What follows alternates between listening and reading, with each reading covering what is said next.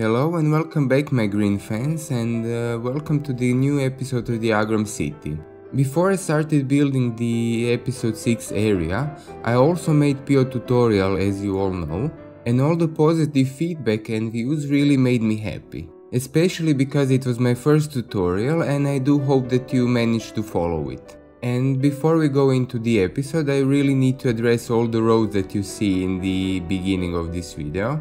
I for one started to think about the future of this series and also about the different projects that I could build. So the only solution was to take some roads and to mark the major areas where I would build in the future. Also, before we dive into the episode, I really want to welcome all the new subscribers to the channel and hope that you will enjoy my content.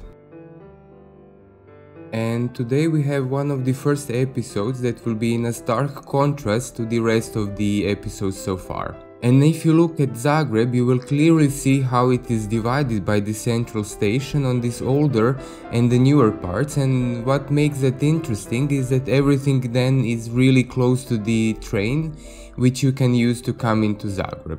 And the area that we built today is one of the most important transport hubs that we have in the center of the city. In the 90s, city decided to renovate the underpass that connects Trg Kralja Tomislava on one side and the bus stations on the other side, and also they expanded and made the first shopping center in Zagreb. And considering the location and thousands of commuters that use it today, it is one of the shopping centers that actually lives up to today and is very used. And to be honest, the underpass was almost the episode number 2. And because I wasn't inspired and didn't know how to build it properly, I decided to skip it at that moment. This time when I started building it, it was really easy in the end. I used a lot of POs and I used Clu's underground passages that he has on the workshop. And he made them for the metro stations actually. And the entrance you see here is basically just two commercial buildings mirrored, and you can find them in vanilla in the Green Cities DLC.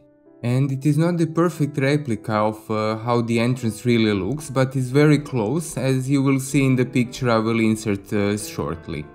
I was very happy how it turned out, and you will see the final results in the cinematics on the end of the video.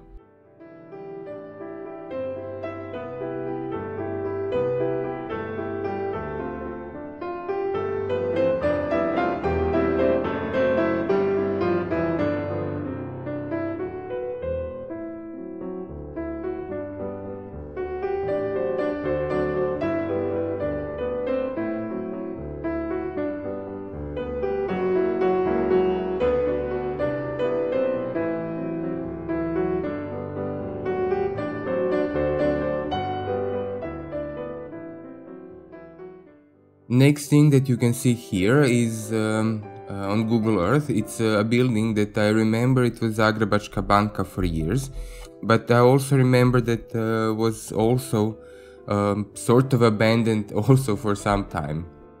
I even think that the recording on Google Earth is actually from the time when it was abandoned. Modernistic building designed by Ostrogovic was built between 1962 and 1964. But due to adding extensions during the years, it lost its original shape. For many years it was administrative building of Zagrebačka Banka, but it was sold in 2012. On the ground floor of the building, with its large footprint, it was the second largest bank office in Croatia. And this part of the build was a little bit more challenging than I thought, because of the terrain differences from one side to the other and because of the size and the shape of the lot I was building on. In the end I managed to make it look as close as possible to the real life, even though I added some stuff that are not there in real life, or that I placed some stuff on a different location. Of course, the majority of the build will be made with the Procedural Objects mod, that is actually, you can guess, my favorite mod. And several days ago, just when I finished the recording for the cinematics and the whole episode and was about to start editing, I did notice Simon tweeting about the latest update that he pushed to the workshop, that he basically had to revert back to the older version, and that most probably the POs that were made with the newer versions would be lost. I was actually so devastated, but luckily in 24 hours they finally managed to find the fix and deploy it to the workshop, so we were safe in some way that we didn't lose all the 17,000 POs that we have in the city. Only because the city is majority made by PO and the detailing is basically all PO, we would lose everything, and I think that the Agram series would come to the end very prematurely. And as you can see here, the whole building is placed on the terrace, and the procedural objects mod and the PO cube made it much easier because I could make the terrace in one go, and adding all of these details like stairs and ramps and railings really made it look cool and nice. One of the other things that I used here was the node controller, but I used the old one compared to the new because the old one has much more variety of options, and also it can be used on the fences that you can see here. I myself don't know what all of the options of the node controller do, but with playing and errors and trying, you can get fences to look more natural and to follow these stairs. As I mentioned before, the lot in game is much different shape than in real life, so I had to improvise a lot and add some stuff that aren't there, but I really like it how it looks in the end.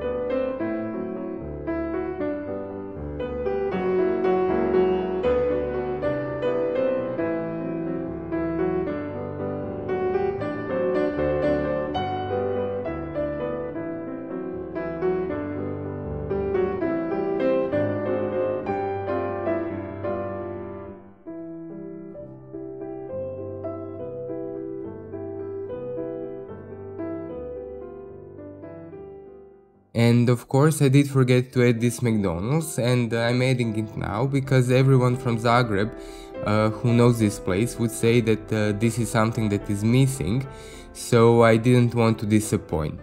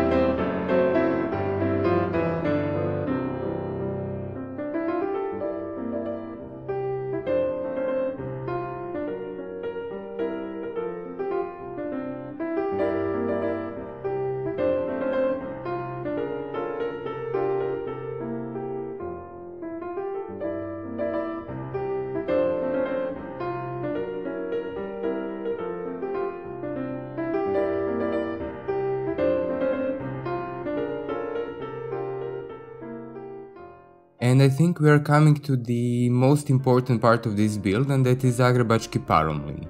I had to cut out a lot of building process here because there was a lot of trial and error with combining older and newer looking building and combining different styles of architecture, but I don't think that you will miss it a lot.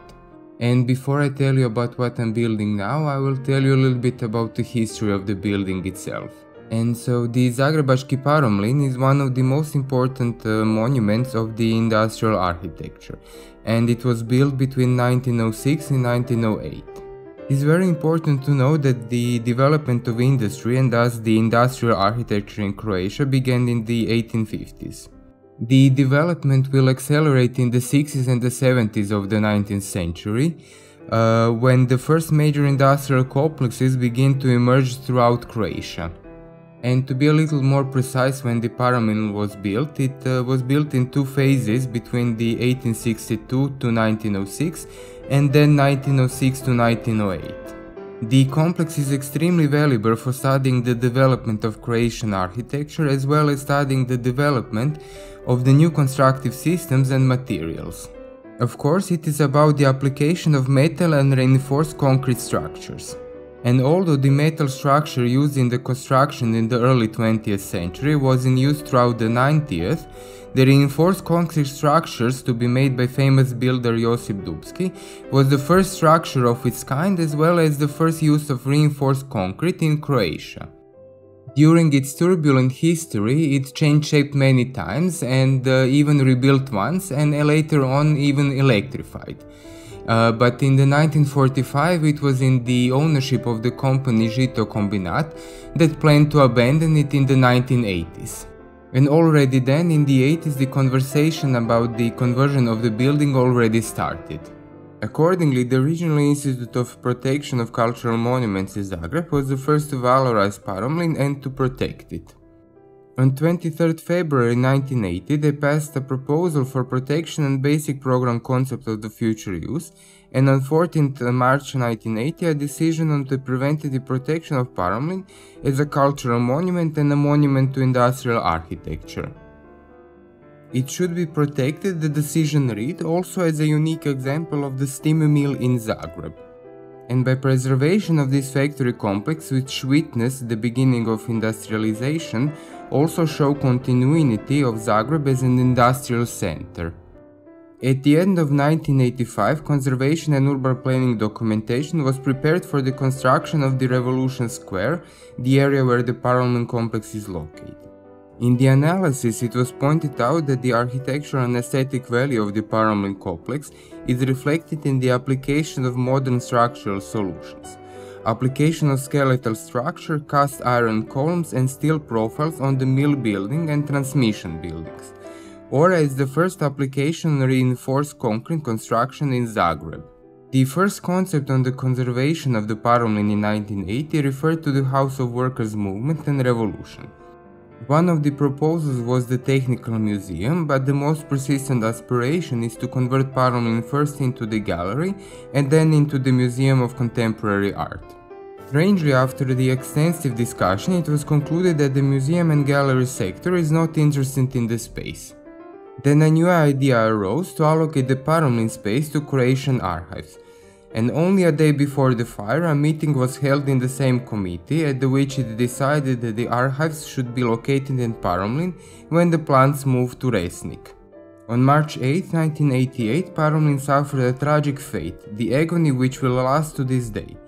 At 2:15, workers of the third shift, as the daily press will write at that time, a muffled bang shook and then they noticed a fire on the fourth floor of the building.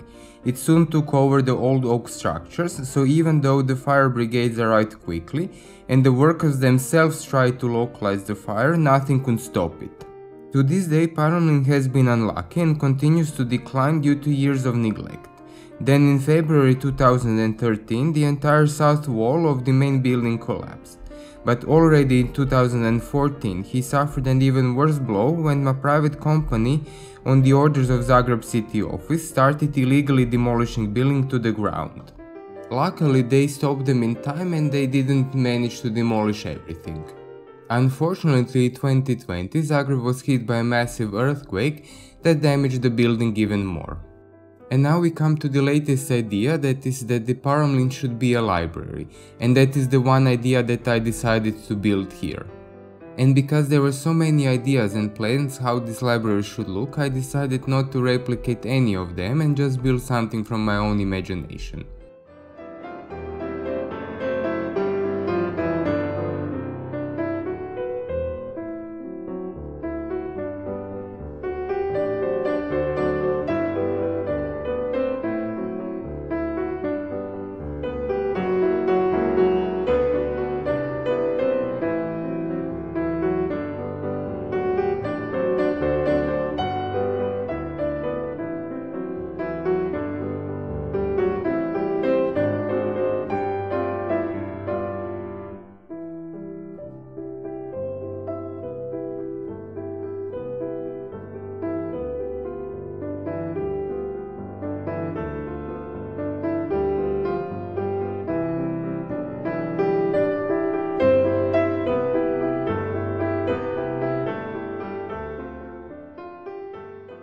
Now we are coming to the building of the city hall that was built in 1956 to 1958 according to project of the architect Kazimir Ostrogovic, as the first stage of realization of complex of 3 buildings in the area.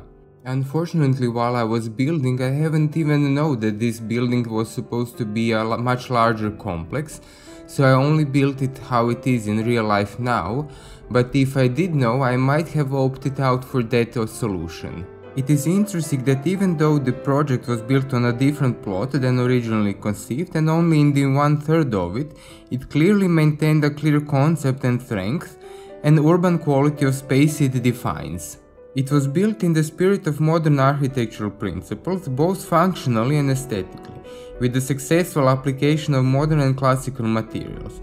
It is one of the key achievements of Croatian post-war architecture and symbol of city's development after the Second World War.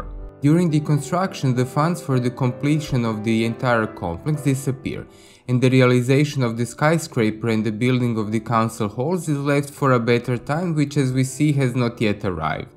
It is strange that the city of Zagreb in the 90s, when it became the main center of the new state, did not realize the Ostrogovic project for its services and councillors. It would certainly be more cost-effective and economical than keeping offices, businesses and council halls, meeting rooms and receptions scattered around the city. Today, a third of the project remains, a beautiful, clearly and precisely designed building, which still tells me that the universal concept of modernist thoughtful space, with progress as a permanent guiding idea, guarantees a stable and operational system of work and a thoughtful system of architectural values. And myself, I do actually like this building, and building in the game was not that hard. I really used PO a lot here as well, and it really helped me to achieve the same look and the feel of the same building in real life.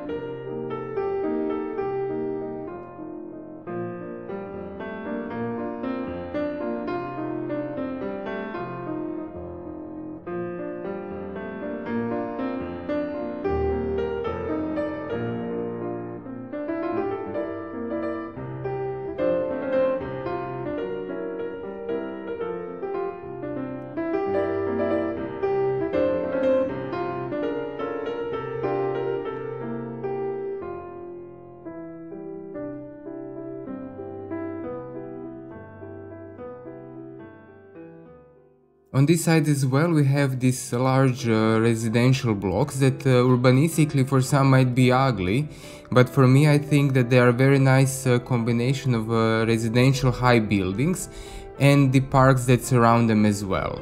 Interestingly enough, there is also a gas station that was quite popular in the news because of the protests of the people who drive electric cars against the people who drive cars on the fossil fuels. Zagreb is actually new to the electric vehicles charging stations, and there is not a lot of them. And inconsiderate people with gas-driven cars were not paying attention and would park on those spots, basically blocking the electric vehicles from charging. and that's why the people who had electric cars decided to block the pumps so that they show how hard it is when you cannot charge your car. In this case, how hard is when you cannot put gas in your vehicle, and especially they thought it will be effective as it is the most used gas station in the center of the city. I am not so sure that they achieved what they wanted to, because there will be always inconsiderate people. Unfortunately, because I didn't have the proper building for the gas station, I decided to customize this one with the logo of INA, which is the Industry of Oil company in Croatia. And later on you will also see me build this smaller residential area that I still wanted to look like it was maintained and nicer than it actually in real life. And that is one of my problems, that I always want to build stuff that are nicer than in real life.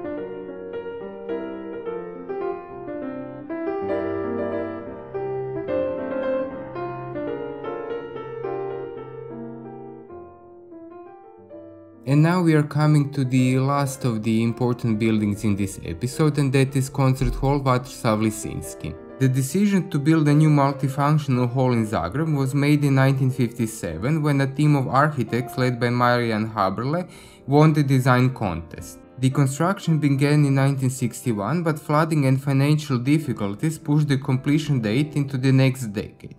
The hallways was finally opened on 29 December 1973. The concert hall has organized a number of concerts by musicians of all genres, and it serves as a stage for classical and modern music, as well as many international congresses and conventions. Among most notable music stars that used concert hall was Tina Turner, Ella Fitzgerald, even Cesaria Evora, and many others.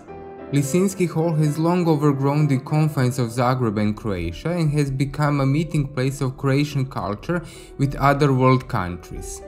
Over the past years, Lisinski has maintained world production standards by organizing top concerts and presenting the world's most famous artists and music ensembles to the domestic and general public. In the domain of classical music, there was many ensembles and solists whose performances enriched Lisinski's culture offer in Zagreb and Croatia. Among most noted are Vienna Philharmonic, Bolshoi Theatre, Israeli Philharmonic, Milan Scala Philharmonic Orchestra, London Royal Philharmonic, Leonard Bernstein, Riccardo Muti, Karl Richter, Luciano Pavarotti, Jose Carreras, and Montserrat Caballé. Vatroslav Lisinski Concert Hall was the venue of the 1990 Eurovision Song Contest after its first major renovation in 1989. In 1992, the copper roof cover was completely replaced. For the purpose of Eurovision Song Contest TV broadcast, in a big hall, boxes for press were added, ruining otherwise very good but delicate acoustic properties of the venue. In 2006, the Great Hall was equipped with the most modern technical equipment, which enabled holding the most technically demanding multimedia projects. In 2009, asbestos was accidentally discovered during some minor construction works inside the building, what triggered immediate major undertaking to remove it and make spaces safe for public. The building was designed in a modern style, and most noted decorative element that even got the international reward for exceptional design have been modern glass chandeliers in the shape of a hanging dandelions.